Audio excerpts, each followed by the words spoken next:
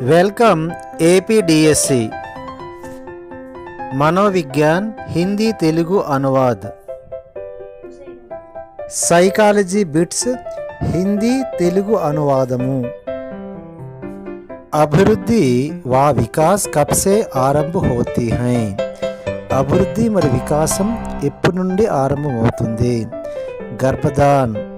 गर्भधानम నుండి किसके द्वारा व्यक्ति में नवीन विशेषताएं और नवीन योग्यता प्रकट होती हैं देनि द्वारा व्यक्ति యొక్క నవీన విశేషాలు మరియు నవీన యోగ్యతలు ప్రకటించబడతాయి జవాబు विकासमु किस वर्ष में बालक के विकास की प्रक्रिया बहुत तीव्र गति से होती है ఏ సంవత్సరం నుండి మగ శిశు యొక్క వికాసము ప్రక్రియ చాలా ఎక్కువ తీవ్రంగా ఉంటుంది ప్రథమ్ 3 माह से మొదటి 3 నెలల నుండి बालक का विकास एक निश्चित क्रम में किसके संबंध में होती है भाषा संबंध బాలుని యొక్క వికాసము నిశ్చిత రూపంలో క్రమంగా దేని ద్వారా అవుతుంది భాషా సంబంధము बालक का आनंद की ध्वनि किस महीने में करने लगता है శిశువు మగ శిశువు ఆనంద శబ్దాలు ఏ నెల నుండి చేస్తాడు छठा माह में 6 నెలల నుండి చేస్తాడు ఆనంద శబ్దాలు बालक में नेत्रों की गति पर नियंत्रण कितने माह में से सीखे जाते हैं శిశువు నేత్ర గతి విధానము ఎన్ని నెలల నుండి ప్రారంభమవుతుంది तीसरे माह से 3 నెలల నుండి कितने माह में माता पिता के लिए पापा शब्द का प्रयोग करने लगता है 7वें माह में ये నెల నుండి శిశువు పాపాబా శబ్దాలు ప్రయోగాలు చేస్తాడు 7 నెలల నుండి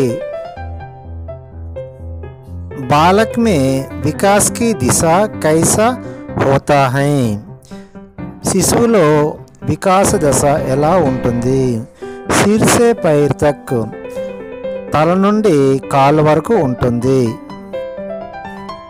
बालक में पूर्व किशोर अवस्था का काल 13 वर्ष బాలులోన పూర్వ కిశోరావస్థ కాలము 13 సంవత్సరాలు विशेष आयु तक चलने वाली प्रक्रिया अभिवृद्धि विशेष आयु वరకు నడిచే प्रक्रिया अभिवृद्धि एक चरण है विकास अभिवृद्धि అన్నది మొదటి పాదము వికాసము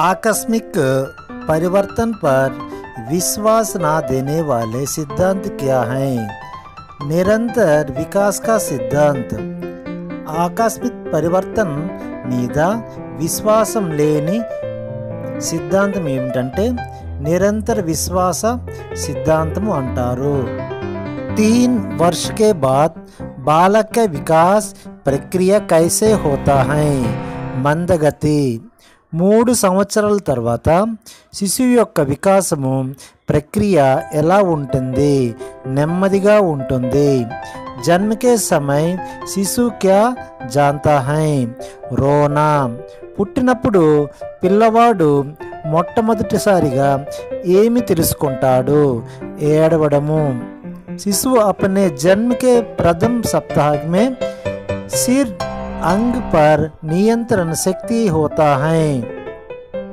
మొదటి వారంలో శిశువు యొక్క అంగము శరీర భాగము నియంత్రణ ఏది అంటే తల పుట్టినప్పుడు మొట్టమొదటిసారిగా తాను తలను నిల్చోబెట్టుకుంటాడు శరీర కాలు చేతులు శరీరము ఏటి నిల్చోబెట్టుకోలేడు మొట్టమొదటిసారిగా తలనే నిలిచిపెట్టుకుంటాడు. बहुत ही छोटा शिशु किसी से खेलता है. అతి చిన్న పిల్లవాడు దేనితో ఆడుతాడు? అకేలా ఒంటరిగా ఆడుతాడు. शिशु किसकी पूर्ति के लिए दूसरों पर निर्भर रहता है. आवश्यकताओ శిశువు తన అవసరాలను పూరించడానికి ఎవరిపై ఆధారపడతాడు? ఎదుటి వ్యక్తులపై ఆధారపడతాడు. వహ అపనే కామ్ ఖుద్ నహీ కర్ పాతా హై. తన పని తాను స్వయంగా చేసుకోలేడు. అపనే కామ్ అప్నా కర్నే కే లియే కుచ్ సమయ్ లగ్తా హై. తన పని తాను చేసుకోవడానికి కొంత సమయం పడుతుంది. दूसरों के बिना जी नहीं सकता है. ఎదుటివారు లేకుండా బ్రతుకలేడు. शिशु का प्रारंभिक शिक्षा कौन है? हाथ पैर नेत्र. శిశువు యొక్క మొదటి గురువు ఎవరంటే కాళ్ళు, చేతులు, నేత్రాలు. ఇవి శిశువుని యొక్క మొదటి గురువు. कुपस्वामी के अनुसार बालक कब चलने लगता है? 18 मास के बाद. కుప్పస్వామి అనుసరించి పిల్లవాడు సంపూర్ణంగా ఎప్పుడు నడవగలుగుతాడు? 18 నెలల తర్వాత సంపూర్ణంగా నడవగలుగుతాడు. समानता का नियम. इस नियम के अनुसार जैसे माता पिता होते हैं वैसे ही उनकी సంతాన్. ఈ సమానత నియమానికి అనుసరించి ఎటువంటి తల్లిదండ్రులు ఉంటారో అటువంటి సంతానం ఉంటుంది. ఇస్కే అనుసార్ విద్వాన్ మాతాపితాకి సంతాన్ విద్వాన్. దీనిని అనుసరించి తెలివైన తల్లిదండ్రులకు విద్యావంతులైన పిల్లలు పుడతారు. साधारण माता पिता की संतान साधारण और मंदबुद्धि माता पिता की संतान मंदबुद्धि. इस प्रकार शारीरिक रचना में भी उनकी संतान वैसे ही रहती हैं. సాధారణ మాతాపిత తల్లిదండ్రుల యొక్క సంతానం సాధారణంగా పిల్లలు ఉంటారు. మందబుద్ధి తల్లిదండ్రులకి మందబుద్ధి సంతానము ఉంటుంది. ఈ విధంగా శరీర రచనల ద్వారా శరీర అవయవాల ద్వారా సంతానము ఉంటుందని తెలియజేశారు. विभिन्नता के नियम. इस नियम के प्रतिपादक लामार्ट और डार्विन. విభిన్నత యొక్క నియమము.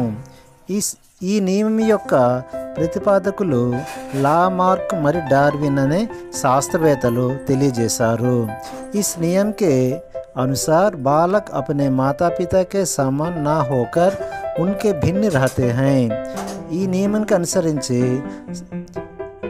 పిల్లలు తన తల్లిదండ్రులకి సమానంగా విభిన్నంగా ఉంటారు. एक ही माता पिता की संतान समान होते हैं भी रंग रूप बुद्धि और स्वभाव से भिन्न रहते हैं. ఈ విధంగా తల్లిదండ్రులకు రంగులు కానీ రూపములు కానీ బుద్ధిలు కానీ వీళ్ళు విభిన్నంగా ఉంటారు. ఉదాహరణకి నల్లటి తల్లిదండ్రులకి తెల్లని పిల్లలు పుడతారు. రూపంలోన తేడా ఉంటుంది, బుద్ధిలో తేడా ఉంటుంది. ఈ విధంగా ఉంటుందనేసి మన యొక్క లామార్క్ మరియు డార్విన్ అనే శాస్త్రవేత్తలు ఈ యొక్క విషయాన్ని తెలియజేశారు. ఆర్జిత్ గుణోं के సంక్రమణ का నియम. ఆర్జించే గుణాలు సంక్రమణ యొక్క నియమము. इस नियम के अनुसार माता पिता द्वारा अपने जीवन काल में आर्जित किया जाने वाले गुण संतान को प्राप्त नहीं होते हैं. ఈ నియమాన్ని అనుసరించి తల్లిదండ్రుల యొక్క నుండి వచ్చిన గుణాలు పిల్లల్లో కనిపించదు. इसका खंडन करते हुए लामार्ट ने एक उदाहरण प्रस्तुत किया। దీని గురించి లార్మాట్ అనే ఒక శాస్త్రవేత్త ఉదాహరణ తెలియజేశాడు। जिराफी पशु की गर्दन पहले बहुत कुछ घोड़े के समान थी। ఉదాహరణకి జిరాఫీ పశువు పుట్టినప్పుడు తన యొక్క మెడ గుర్రంలా చిన్నదిగా ఉండేది। पर कुछ विशेष परिस्थितियों के कारण वहाँ लंबी हो गए। అయితే ఒక విశేష పరిస్థితుల కారణంగా అది పొడవుగా మారుతుంది। कालांतर में उनकी लंबी गर्दन हो गुण अगली पीढ़ी में संकृत होने गया। ఈ కాలాంతరంలోన ఈ యొక్క మెడ రాను రాను పొడవుగా ఉంటుంది। ఈ విధంగా లామార్ట్ తన ప్రయోగంలో తెలియజేశాడు। मेंडल का नियम, मेंडल యొక్క నియమము। इस नियम के प्रतिपादक జోకోస్లేవియా के मेंडल हैं। ఈ నియమానికి ప్రతిపాదకులు జోకోస్లేవియా దేశానికి చెందిన मेंडल। इस नियम के अनुसार ఈ నియమానికి అనుసరించి वर्ण संकर प्राणी या वस्तुएं अपने मौलिक या सामान्य रूप की ओर संग्रह होता है। मेंडल ने अपने बगीचे में बड़ी और छोटी मटरें बराबर बोई। పెద్ద చిన్న విత్తనాలు బఠానీ గింజలు తన తోటలో వేశాడు। उगले वाले मटर में सब वर्णशंकर जाति की थी। పుట్టిన ఆ యొక్క మొక్కలు వర్ణశంకర జాతికి చెందినవి। మెండల్ నే ఈస్ వర్ణశంకర్ మటర్ को ఈ యొక్క మెండరు తన వర్ణశంకర్ ఈ బఠానీ గింజని ఫిర్ బోయే మళ్ళీ మొలకెత్తడానికి అతను ఉడిచాడు। इस प्रकार ఉగిలే వాలే మటర్కు అలా పుడుతున్న ఆ యొక్క బఠానీ గింజని బార్ బోయి మరలా ఉడిచాడు। అంతమే ఉసే ఏసే మటర్ మిలి చివరిలో ఇటువంటి బఠానీ గింజ దొరికింది। జో వర్ణశంకర్ నా హోకర్ శుద్ధ థీ అది వర్ణశంకర్ లేకుండా శుద్ధంగా దొరికింది। मटरों के समान मेंडल ने चूहे पर भी प्रयोग किया। ఈ బఠానీ గింజ సమానంగా వర్ణశంకరమైన ఎలుకల మీద ప్రయోగం చేశాడు। उसने सफ़ेद और काले चूहे को साथ साथ रखे। తెలుపు నలుపు ఎలుకలు తన దగ్గర ఉంచుకున్నాడు। इनसे जो चूहे उत्पन्न हुए हैं काले थे। కొన్ని తెల్లని నల్లని ఎలుకలు పుట్టాయి। ఫిర్ ఉస్నే వర్ణశంకర్ चूहे को एक साथ रखा। వర్ణశంకర్ నల్లటి యొక్క ఎలుకలు ఒకే దగ్గర ఉంచాడు। इससे उत्पन्न होने वाले चूहे काले और सफ़ेद दोनों रंगों के थे। ఈ ఉత్పన్నంలో నలుపు తెలుపు రంగు ఎలుకలు పుట్టాయనేసి లామార్ట్ అనే జోకోస్లేవియా సిద్ధాంతి తెలియజేశాడు। అనాథ బాలకం పర్ ప్రభావ్, అనాథ పిల్లలపైన ప్రభావము। अमेरिका के आयोवा विश्वविद्यालय के कुछ मनोविज्ञानकों ने अनाथालय के बालकों पर बौद्ध विकास का अध्ययन किया। అమెరికా చెందిన ఆయోవా అనే విశ్వవిద్యాలయంలో మనోవిజ్ఞాన శాస్త్రవేత్తలు అనాథ పిల్లల బుద్ధిలో తన వికాసం కొరకు అధ్యయనం చేశారు। ఇవే మనోవిజ్ఞానం కోనే अनाथ बालकों पर 2 भागों में विभाजित किया। ఈ అనాథ పిల్లల్ని 2 భాగాలుగా విభజించారు। उसमें एक विभाग के बालकों को सभी प्रकार की सुविधाएं दी गई। ఒక భాగానికి అన్ని విధములైన అవసరాలు తీర్చాడు। और दूसरे विभाग के बालकों को सामान्य वातावरण में रख गया। రెండో విభాగం వారికి सामान्य वातावरणంలో ఉంచారు। कुछ समय के बाद इस दोनों विभाग के बालकों में बुद्धि संबंधी अंतर पाया गया। కొంత సమయం తర్వాత ఈ ఇద్దరు బాలికల్లో బుద్ధి యొక్క అంతర్భాగాన్ని తెలుసుకున్నారు। इससे पालतू होते हैं कि इससे मालूम होते हैं कि దీనివల్ల తెలిసింది ఏమిటంటే अगर अनाथ बालकों को प्रेम सहानुभूति और सौहार्दपूर्ण वातावरण में रखा गए तो वे भी विकसित होंगे। ప్రేమ సానుభూతి ఉన్నట్లయితే వీళ్ళు కూడా బుద్ధి వికసించబడుతుందని తెలియజేశారు। జుడివే బాలకం పర్ ప్రభావం, కవల పిల్లలపైన తన యొక్క ప్రభావాన్ని చూపారు।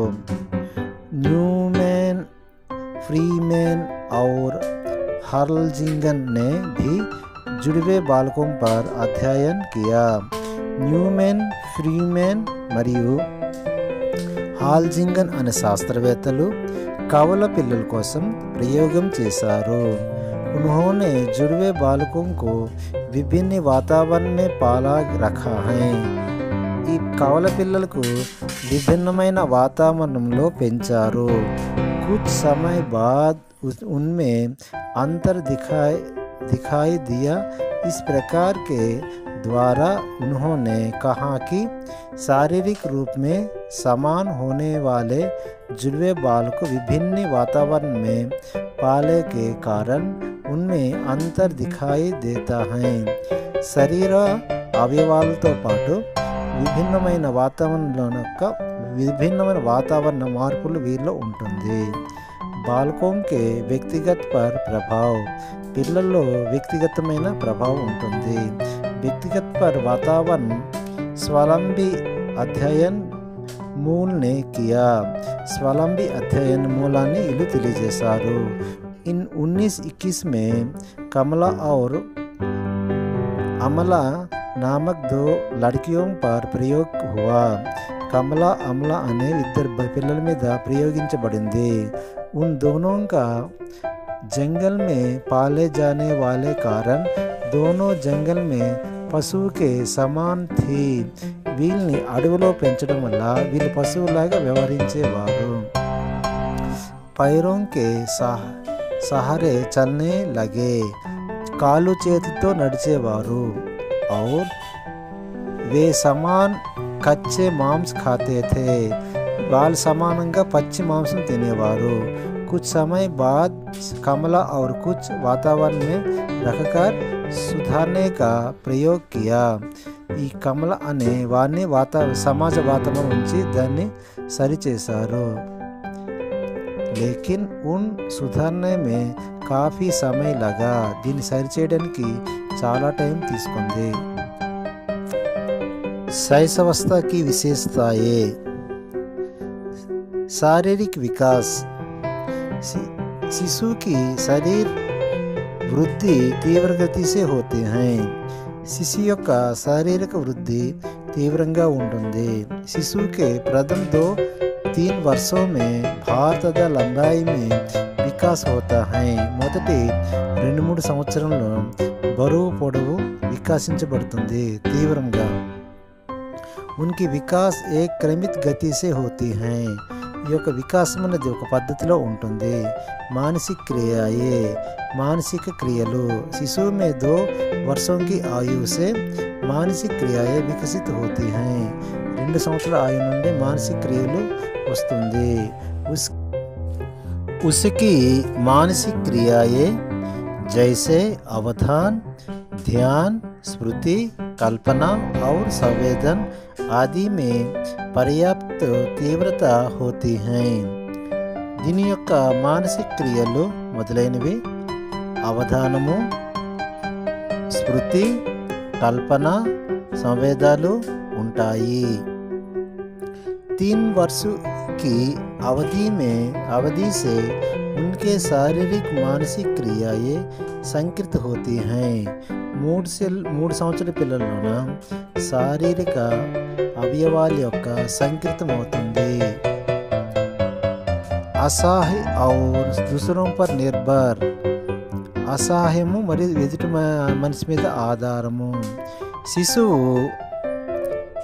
असहाय और दूसरों पर निर्भर रहता है శిశువు అసహాయుడు ఎదుటి మనిషి మీద ఆధారపడతాడు उस अपने पैरों पर खड़े होने में कई वर्ष लग जाते हैं అతడు తన కాలి మీద తను నిల్చోడానికి కొంత సమయం పడుతుంది वह पूर्ण रूप से माता पिता तथा अभिभावकों पर निर्भर रहता है పూర్ణ రూపంలో అతడు తల్లిదండ్రులు తన యొక్క కుటుంబం వారిపైన ఆధారపడతాడు अपने व्यक्तिगत कार्य वह खुद नहीं कर सकता है తన వ్యక్తిగతమైన పనులు తన స్వయంగా చేసుకోలేడు वह दूसरों की सहानुभूति के बिना जी नहीं सकता है ఎదుటి మనిషి సానుభూతి లేకుండా తను జీవించలేడు आत्म प्रेरण की भावना आत्म सेल्फ लव शिशु में आत्म प्रेम की भावना अधिक रहती है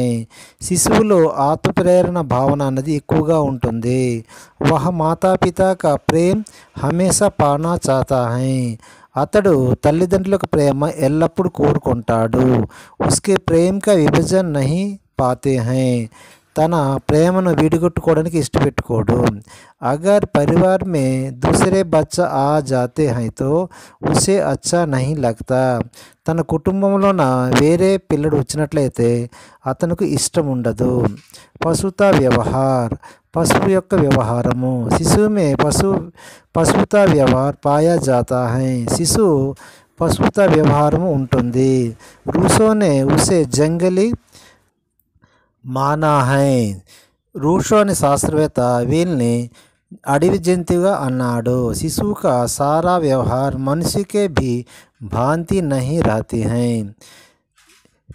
శిశువు యొక్క సారా వ్యవహారము మనుషుల యొక్క వ్యవహారము వీరిపై ఉండదు जब वह अन्य बालकों के संपर्क आते हैं तो उसके सामाजिकरण भी భావన बढ़ती हैं వీళ్ళు అన్య పిల్లల వల్ల సంపర్కం చేయడం వల్ల